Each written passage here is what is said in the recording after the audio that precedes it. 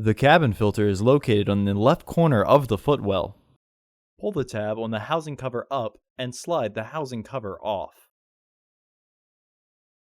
Remove the old filter from the housing and clean out any debris inside.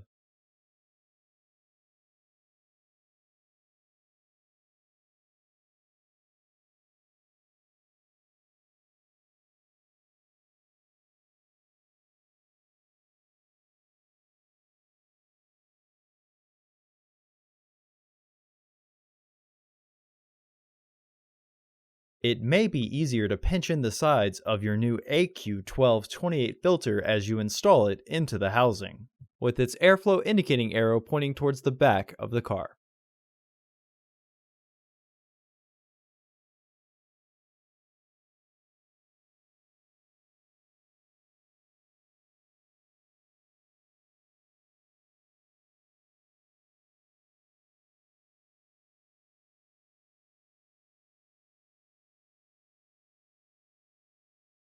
Slide the housing cover into position and press to lock it into place.